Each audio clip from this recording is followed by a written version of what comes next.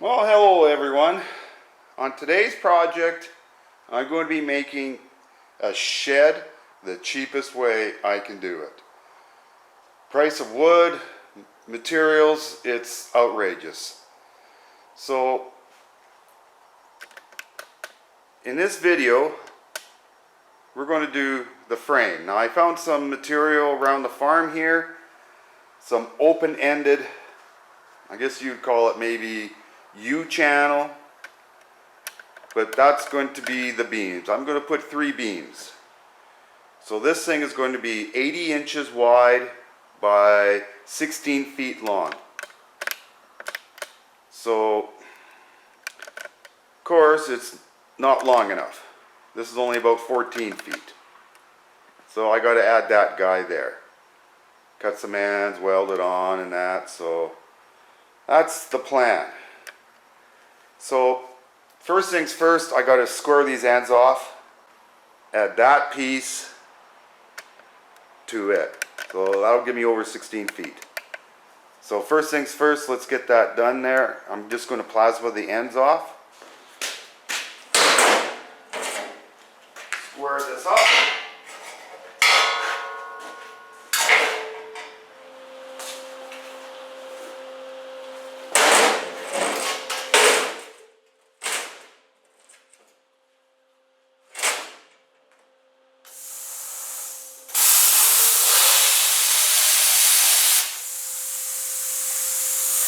Not a good connection.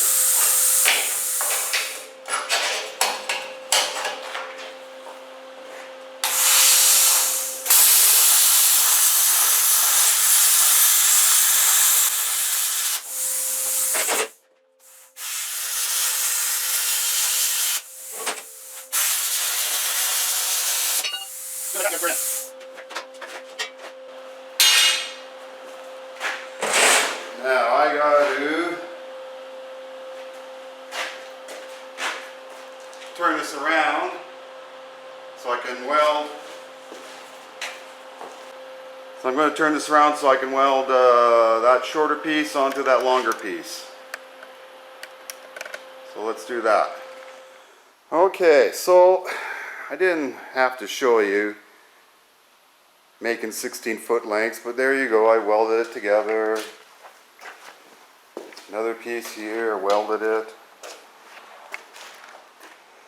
So this is 16 feet long. And by the way, this is upside down. Now, this piece, like I say, this is upside down, so like we got to flip this over. So, you know, this is the bottom. Obviously the flat spot, that'll be what will be on the ground. That is, so I can get a jack under, a jackal jack, wrap a chain, because remember this is 16 feet long. But my building is only 15 feet long. So I'll have at least 6 inches to wrap a chain around that stuff. And so I'm just preparing it right now. I've got it all squared up. And sure, I don't need to tell you how to square something up, you know, but you go from that corner to that corner, take a measurement, and then that corner to that corner, and they should equal out. Then you know you're perfectly square. Okay, so next thing is I'm going to, I've obviously cleaned my welds, because a MIG welder does not like rust. If you were using a buzz box, yeah, go right at her. That's one thing I like about the buzz box. Okay, so let me get this all tacked in, make sure it's all kept square, and then I can weld it 8 ways to Sunday. Okay, all welded up. We are ready to tow it outside and then flip it over. I wanted to make it a little bit wider, but I couldn't because I'm hauling it back to the city with that trailer. And that trailer is about 5 inches narrower than this trailer. So yeah, this is my 16-foot car hauler. You know, between the fenders, I'm 5 inches wider. So, but when I do build a shed, it'll fit perfectly on here. So, if I ever plan to move, I just have to empty it and then winch it on. And then I'll take it to my new house, my new property. So that's the idea of the shed being so long. And in the city of Leduc, it has to be under 100 square feet. So I'm at 99 square feet with my current dimensions. Well, I got her home. And right there is where it's going to go, right beside my ATV shed, my Ranger shed. So I'm going to take all the straps off and haul her back.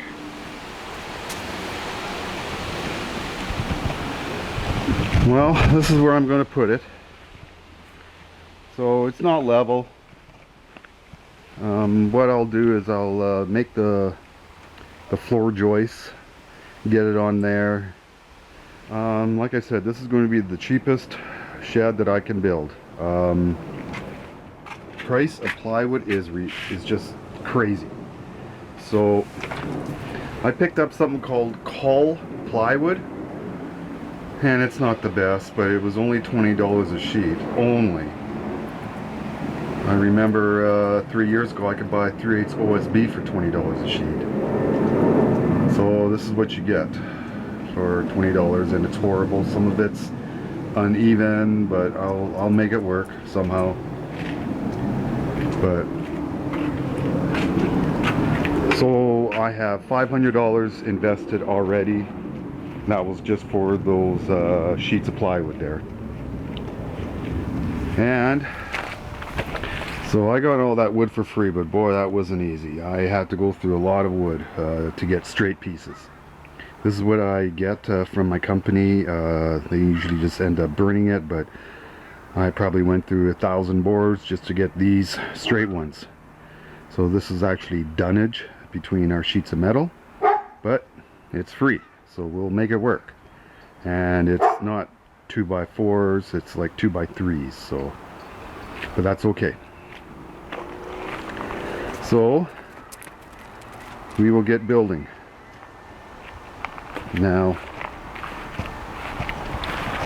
you don't have to have AutoCAD, but I do, just to figure things out. And this is what I'm going to be building here. I know it's double all the way around, but I got to make it strong somehow. I'll put my joints in the center, and then the other one longer piece there. So yeah, so let's get building this thing, and I'll show you the progress.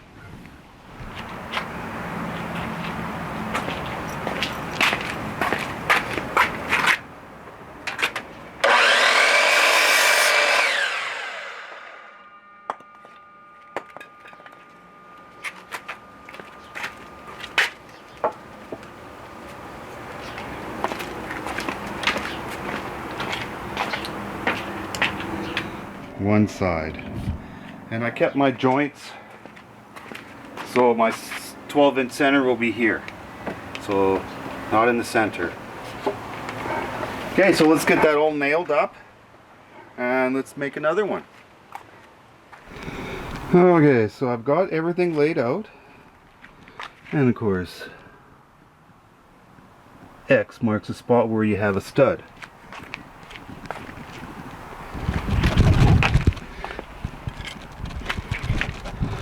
Now, as much as I'd love to nail these, I can't really, because with my nails aren't that long. So we have to basically attach our the floor to the sides, and we can only do one at a time. Then I can come and nail this on.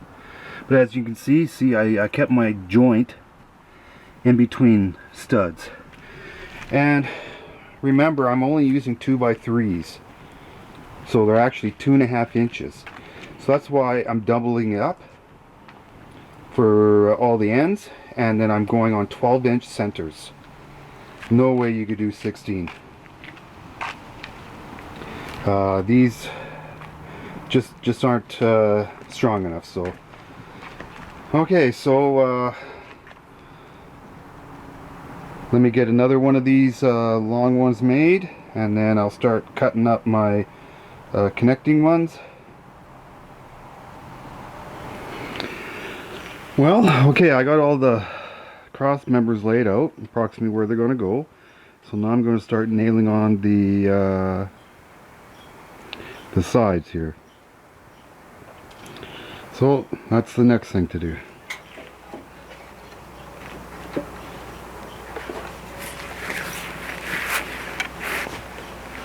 And I suppose I can nail these two together. So let's do that right now.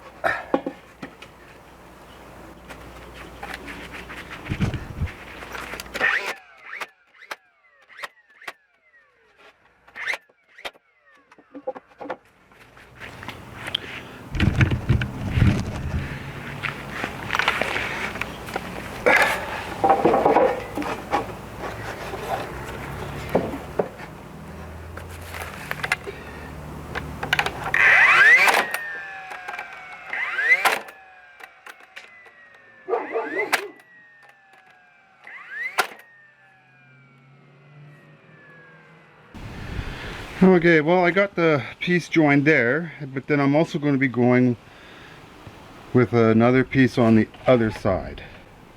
So let's get that all nailed in, and of course I'll be doing it to this side as well. So basically everything is staggered to give it the most strength that I can with these 2x3s. Okay, let's get that nailed in.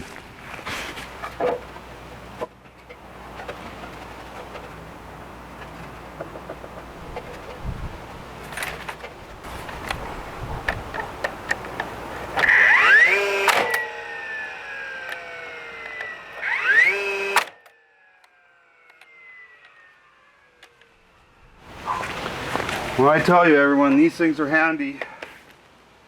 A bit pricey, but no air hose, no compressor, just wow, it's really nice to have. I know it's a luxury, but if you can afford it.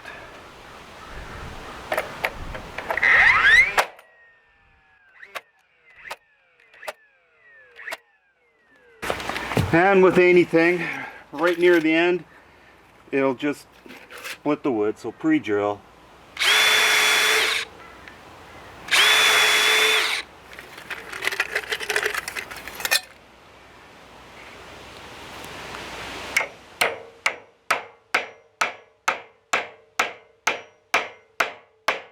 Yeah, that would take all day to do this by hand, wouldn't it? The old-fashioned way.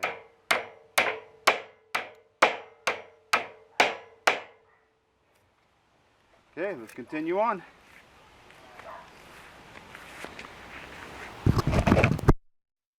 Just about complete.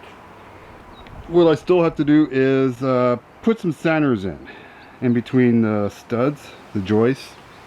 Don't really need to on this tight of a 12-inch on center, but I'm going to anyways. Now I have to join my floor to the steel skid plate, so I'm going to make something like this.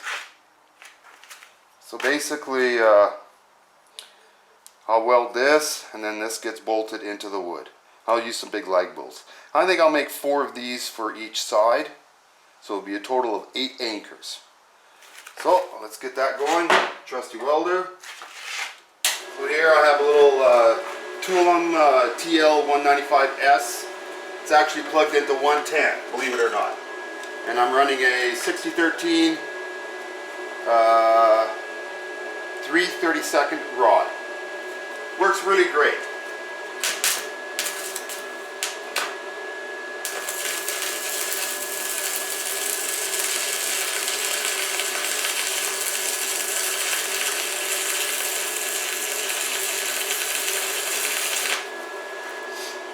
There you go.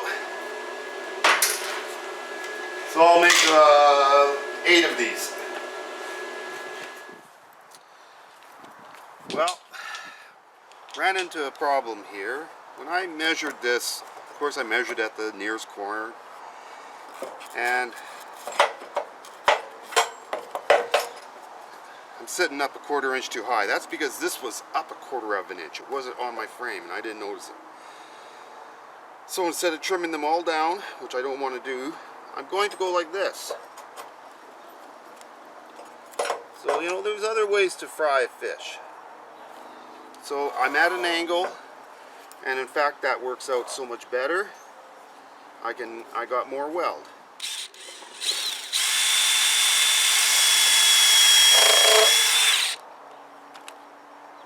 Here's my lag bolt.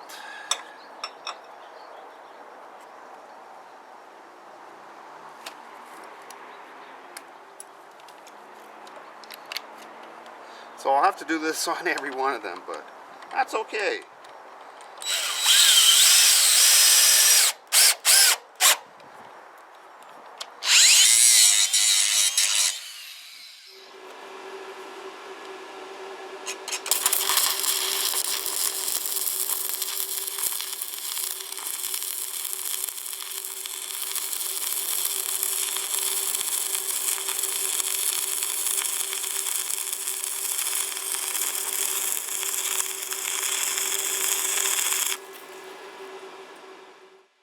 That's not going anywhere.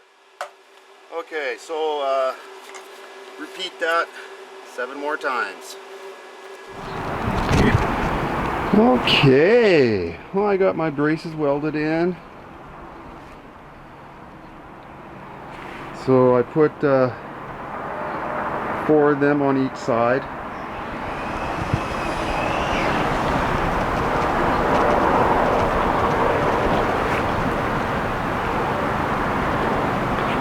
Okay, so now we can okay,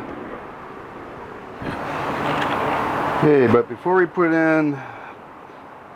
put the plywood down, I forgot I want to put these cross members in, and that just strengthens things up. You don't have to, but we're not using the best wood. Drill this one.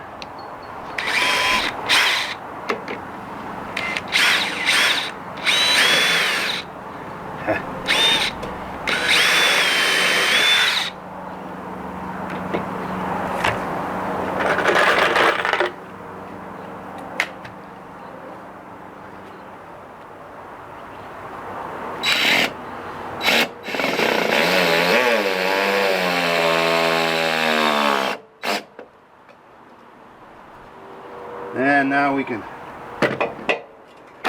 staple that one in.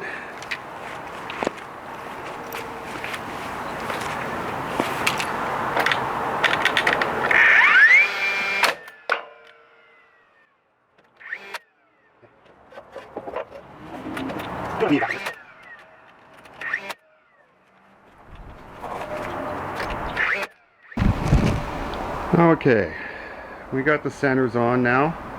You don't have to be precise on this, just put them in, alternate them so you can use your hammer and nails. Okay, now before we put the floor on, what you're going to want to do is mark the centers where your studs are, or you can measure once the plywood on top, but it's faster to do this, and then we can chalk a line, and then we can nail in all along our 2x3s. So let's get a piece of plywood here, and like I said, this is the most expensive part so far. Everything else has been free, not exception of the nails, but here's the plywood. So this is called Call plywood, and it's horrible looking, but it's also $500 here. I can't afford OSB. $20 for 3/8 thick sheets, and some are around, you know, under 3/8, a little bit over 3/8. That's why it's cheap. Okay, so let's get one of these on the flooring. We'll cut it to length and let's nail it. Okay, so I got my distance here.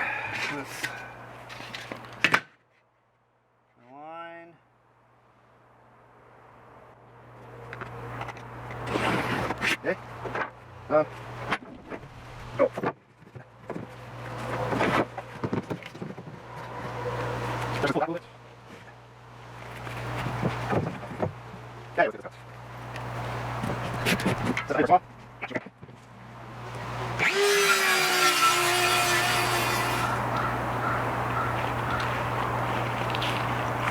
There, we got some 2-inch ribbed. That'll hold things. 2 fit in there? You betcha. Okay, so I just want to really nail one corner down, and then we can mark.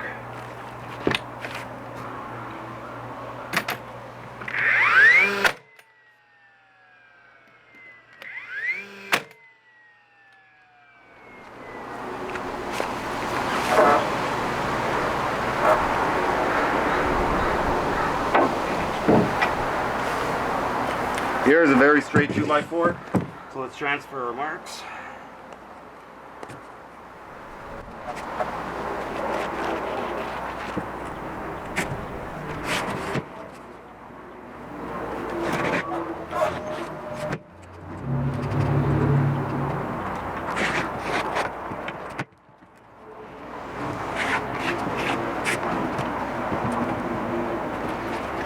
There you go, one floor.